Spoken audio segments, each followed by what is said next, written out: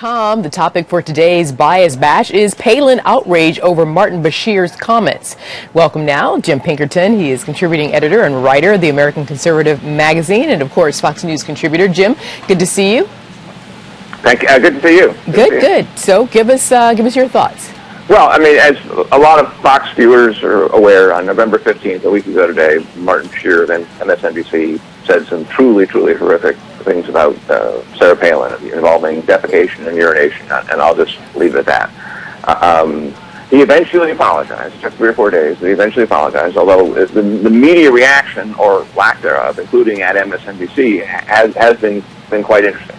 Rush Limbaugh immediately said, in the wake of the Bashir comments, that, look, if somebody had said that at Fox, Roger Ailes, of course, is the chief of Fox News, would have run into the studio and thrown the person off the set and finish the show himself if he had to. In other words, it would have been an immediate reaction. And of course, Fox has done that with Glenn Beck, for example. When Glenn Beck got out of line with President Obama 2 or 3 years ago, Fox immediately repudiated it, and Beck eventually apologized too.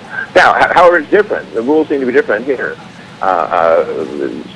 Bashir apologized, but MSNBC has taken no action. And actually, interestingly enough, Sarah Palin herself, or her political action committee, wrote a letter to NBC, which of course is the parent of MSNBC, and said, listen, you fired Don Imus when he says things are out of line. It was much softer, but out of line.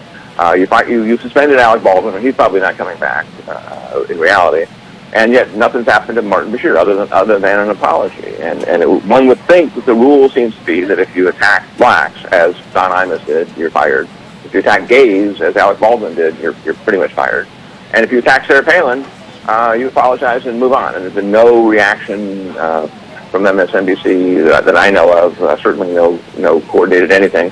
And the media as a whole have been rather silent. I looked at the New York Times this morning and did a search, and the New York Times has not done a single story on this. Other newspapers have. It has gotten some attention, but still the kind of. Did they cover the Alec Baldwin recent incident?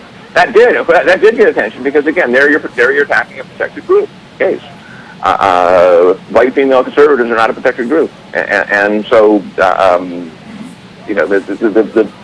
usual people who would be counted on to attack Sean Hannity or Rush Limbaugh or anybody else who's on the right who might have said these things, the National Association of Women, National Organization of Women, any number of feminist groups, any number of sort of do-gooder, high-minded types or self-declared thereof.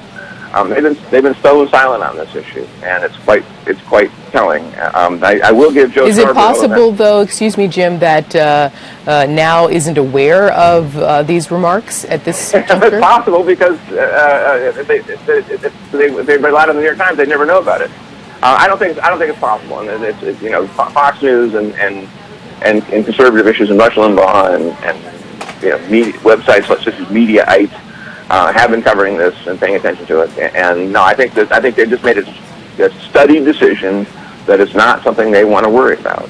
They crank up the outrage machine when they want to, and they don't when they don't want to. And I think this is a case where Sarah Palin has discovered now.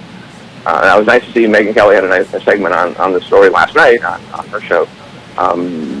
That other than a few brave outlets, for the most part, the mainstream media has been relentlessly indifferent to the story, and I think the media that works for it, and I think the fact that Martin Bashir still has a job is proof of a double standard, and that's the bias bash.